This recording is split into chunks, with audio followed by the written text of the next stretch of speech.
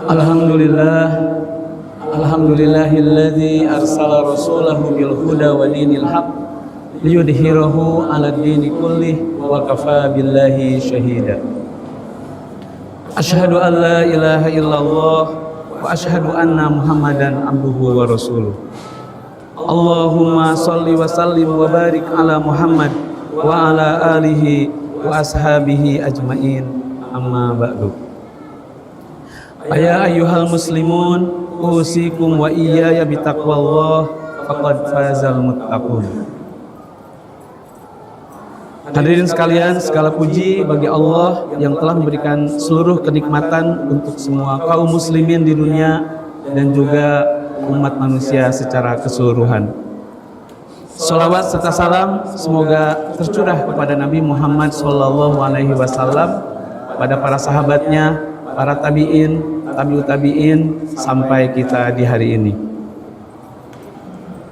Jamaah Jumat rahimakumullah, marilah kita meningkatkan ketakwaan kepada Allah dengan menjalankan semua perintahnya dan menjauhi segala larangannya. Ketakwaan tidak hanya tampak dalam ucapan, tapi juga dibuktikan melalui kejujuran, tanggung jawab, kesabaran, dan juga kesetiaan dalam menjalankan amanah. Allah Subhanahu wa taala berfirman, A'udzubillahi minasyaitonir rajim, ya ayyuhalladzina amanu ittaqullaha haqqa tuqatih wa la tamutunna illa wa antum muslimun. Wahai orang-orang yang beriman, bertakwalah kepada Allah dengan sebenar-benarnya takwa kepadanya, dan janganlah kamu mati kecuali dalam keadaan muslim. Hadirin yang dimuliakan oleh Allah, alhamdulillah hari ini kita semua sudah memasuki salah satu dari bulan Hijriah, yaitu bulan Safar. Banyak peristiwa pada zaman Rasulullah yang terjadi pada bulan Safar ini. Salah satu dari peristiwa monumental yang terjadi pada bulan Safar adalah dimulainya hijrah Rasulullah dari Mekah ke Madinah. Kita seringkali memperingati hijrah Nabi Muhammad itu di bulan Muharram. Padahal sesungguhnya yang terjadi itu terjadi di bulan Safar, tapi terjadi di tahun tersebut, di tahun pertama hijrah. Jadi bulan Safar adalah bulan pertama hijrahnya Rasulullah dari Mekah ke Madinah, sampai nanti di Madinah itu di bulan Rabiul Awal. Nama bulan Safar telah dikenal oleh masyarakat Arab sebelum datangnya Islam. Salah satu penjelasan yang paling populer menyatakan bahwa kata Safar berkaitan dengan makna kosong. Rumah-rumah masyarakat Arab pada saat itu menjadi kosong karena setelah berakhirnya bulan Muharram. Mereka kembali melakukan perjalanan, berdagang, mencari makanan, atau juga berperang. Ada pula penjelasan bahwa mereka mengosongkan wilayah musuh dari harta benda setelah melakukan penyerangan. Pada masa sebelum Islam, sebagian masyarakat Arab menganggap bahwa Safar sebagai bulan yang membawa kesialan, penyakit, peperangan, atau juga musibah. Akibatnya, sebagian orang menghindari pernikahan, perjalanan, pembangunan rumah, atau kegiatan penting pada bulan tersebut. Namun kemudian Islam menghapus persepsi tersebut. Karenanya pernikahan Rasulullah dengan Khadijah itu dilaksanakan pada bulan Safar. Pernikahan putri Rasulullah dengan Ali bin Abi Thalib juga terjadi pada bulan Safar. Dalam perjalanan dakwah Rasulullah, salah satu peristiwa yang sangat menyedihkan yang berlangsung pada bulan Safar adalah peristiwa Bir Ma'unah. Pada bulan Safar, tahun keempat Hijrah, seorang pemimpin Bani Amir bernama Abu Barro Amir bin Malik meminta Rasulullah mengirimkan orang-orang yang dapat mengajarkan Islam kepada penduduk Najd. Rasulullah pada awalnya mengkhawatirkan keselamatan mereka, tapi Abu Barra memberikan jaminan perlindungan. Atas jaminan tersebut, Rasulullah mengirimkan satu rombongan sahabat. Bir Ma'unah adalah tragedi pembunuhan terhadap para sahabat yang diutus Rasulullah untuk mengajarkan Al-Quran dan Islam kepada masyarakat Najd. Peristiwa ini terjadi sekitar bulan Safar pada 4 tahun setelah hijrah, tidak lama setelah perang Uhud. Bir berarti sumur, sedangkan Ma'unah adalah nama tempat atau sumur di wilayah antara pemukiman Bani Amir dan Bani Sulaim. Pada saat itu Rasulullah mengutus 70 orang sahabat yang dikenal dengan sebutan Al-Qurra. Mereka adalah orang-orang yang dekat dengan Al-Quran. Mereka mempelajari, membaca, memahami, mengamalkan, dan mengajarkan Al-Quran kembali kepada kaum muslimin lainnya. Mereka bukan orang yang hanya pandai berbicara tentang Al-Quran saja. Riwayat menggambarkan bahwa mereka bekerja pada siang hari dan menghidupkan malam dengan ibadah. Mereka memadukan ilmu, amal, ibadah, dan pengabdian kepada masyarakat. Para sahabat tersebut berangkat karena menaati perintah Rasulullah. Mereka membawa amanah, bukan kepentingan pribadi. Mereka membawa ilmu atau petunjuk, bukan permusuhan. Namun ketika sampai di sekitar Bir Ma'unah, mereka dikhianati. Mereka diserang dan dibunuh. Sebagian besar dari 70 sahabat tersebut gugur sebagai syuhada. Peristiwa itu menimbulkan kesedihan yang sangat mendalam bagi Rasulullah dan para sahabat yang lainnya. Beliau melakukan kunut selama 1 bulan, berdoa kepada Allah atas kezaliman dan pengkhianatan yang menimpa para sahabatnya. Jemaah Jumat rahimakumullah, tragedi Bir Ma'unah bukan hanya kisah tentang kematian para sahabat. Ia adalah kisah tentang kehidupan yang dipersembahkan untuk Al-Quran. Ada beberapa pelajaran penting yang kemudian bisa kita ambil dari peristiwa tersebut. Pertama, kemuliaan orang yang dekat dengan Al-Quran. Para sahabat yang gugur di Bir Ma'unah disebut Al-Qurra. Kedekatan mereka dengan Al-Quran tidak berhenti pada bacaan lisan. Al-Quran membentuk cara hidup mereka. Mereka membaca Al-Quran, tapi mereka juga tetap bekerja. Mereka beribadah pada malam hari, tapi mereka juga melayani masyarakat pada siang hari. Mereka memiliki ilmu, tetapi ilmu tersebut digunakan untuk memberi manfaat kepada orang lain. Inilah hubungan yang benar dengan Al-Quran. Al-Quran tidak cukup hanya dibaca ketika ada perlombaan, peringatan, atau kegiatan keagamaan. Al-Quran harus hadir dalam perilaku sehari-hari. Al-Quran harus tampak dalam kejujuran seorang pedagang. Al-Quran harus tampak dalam tanggung jawab seorang pemimpin. Al-Quran harus tampak dalam kesabaran seorang guru. Al-Quran harus tampak dalam ketaatan seorang anak kepada orang tuanya. Al-Quran juga harus tampak dalam cara kita berbicara, bekerja, mengambil keputusan, dan memperlakukan orang lain. Jangan sampai seseorang lancar membaca Al-Quran tapi masih mudah untuk berdusta. Jangan sampai seorang rajin menghadiri pengajian tapi masih mengabaikan amanah. Jangan sampai seseorang mengetahui banyak dalil tetapi lisannya menyakiti orang lain. Kedekatan dengan Al-Quran seharusnya membuat akhlak kita semakin baik dan manfaat kita semakin besar. Kedua, hadirin sekalian, ilmu adalah amanah yang harus diperjuangkan. Para sahabat Al-Qurra bersedia meninggalkan Madinah untuk menjalankan amanah Rasulullah. Mereka memahami bahwa ilmu bukan hanya untuk disimpan. Ilmu harus diajarkan. Ilmu harus diamalkan. Dan ilmu harus menjadi jalan untuk memperbaiki kehidupan. Karena itu setiap orang yang diberi ilmu memiliki tanggung jawab. Guru memiliki tanggung jawab mendidik dengan ikhlas. Orang tua memiliki tanggung jawab menanamkan iman dan akhlak kepada anak-anaknya. Pemimpin memiliki tanggung jawab menggunakan pengetahuan dan kekuasaannya untuk melindungi orang yang dipimpin. Ilmu yang tidak melahirkan tanggung jawab dapat berubah menjadi kesombongan. Ilmu yang tidak diamalkan dapat menjadi hujah yang memberatkan pemiliknya. Allah Subhanahu wa taala berfirman, "Ya ayyuhalladzina amanu lima taquluna ma la taf'alun? Kabura maqtan indallahi an taqulu ma la taf'alun." Wahai orang-orang yang beriman, mengapa kamu mengatakan sesuatu yang tidak kamu kerjakan? Sangat besar kebencian di sisi Allah bahwa kamu mengatakan apa yang tidak kamu kerjakan. Ilmu yang benar harus melahirkan amal. Amal yang benar harus dilandasi keikhlasan. Keikhlasan harus dibuktikan dengan kesungguhan dan keteguhan.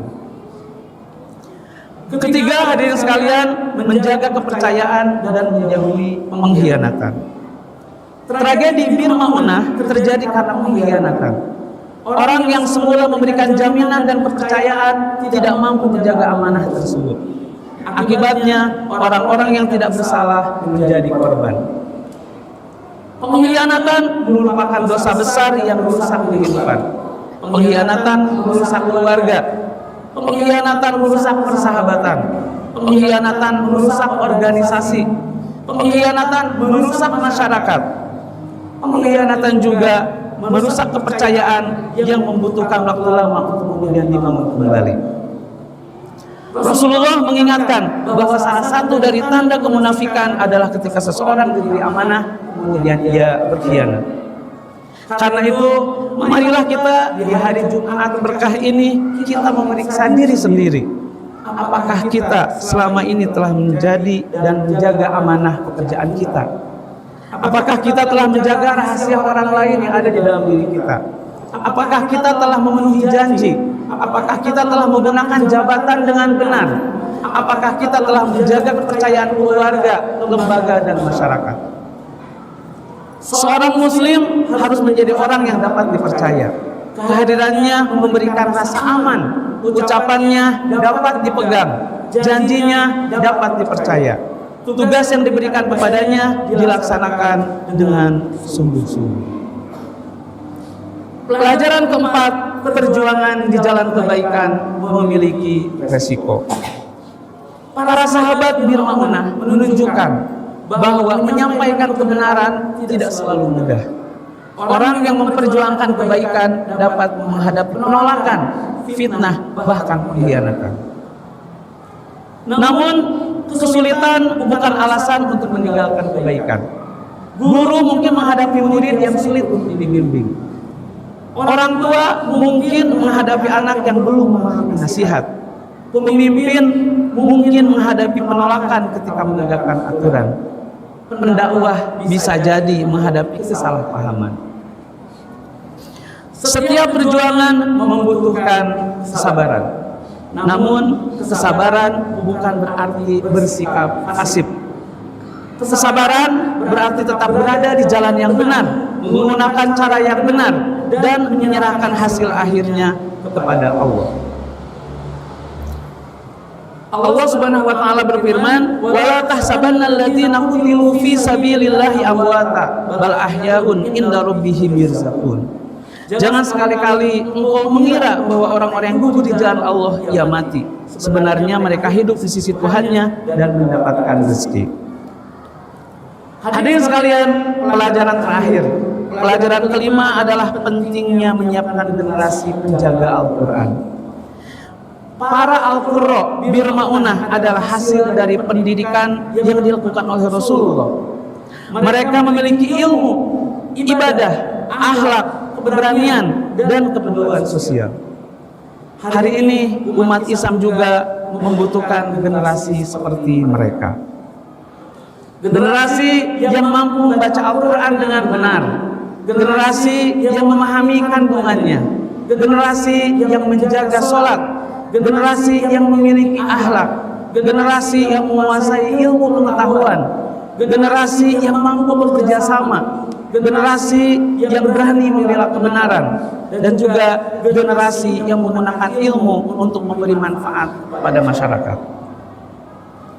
Tanggung jawab membentuk generasi tersebut berada di tangan kita semua. Tidak cukup menyerahkan pendidikan hanya kepada sekolah. Rumah adalah tempat pendidikan pertama dan utama. Masjid adalah pembangunan generasi umat, dan orang tua adalah teladan pertama bagi anak-anaknya. Anak-anak kita tidak hanya mendengar apa yang kita katakan, mereka memperhatikan apa yang kita lakukan. Ketika orang tua memerintahkan sholat tetapi meninggalkan sholat, anak melihat ketidaksesuaian itu. Ketika orang tua meminta anak berkata jujur tetapi orang tua terbiasa berdusta, anak juga melihatnya. Ketika guru mengajarkan disiplin, tapi tidak disiplin, peserta didik menangkap pesan yang juga berbeda. Pendidikan terbaik dimulai dari keteladanan. Hadirin jamaah Jumat, marilah di hari Jumat ini kita berazam, kita menjadikan rumah, sekolah, masjid, dan lingkungan kita sebagai tempat tumbuhnya generasi yang dekat dengan Al-Quran. Kuat imannya, baik akhlaknya, luas ilmunya, dan besar manfaatnya. Semoga Allah menjadikan kita sebagai orang yang menjaga Al-Quran, menjalankan amanah, menepati janji, dan tetap teguh dalam kebaikan. Barakallahu li wa lakum fil Qur'anil azim wa nafa'ani wa iyyakum bima fihi minal ayati wa dzikril hakim. Aqulu qawli hadza fastaghfirullaha li wa lakum wa lisairil muslimina wal muslimat fastaghfiruhu innahu wal ghafurur rahim.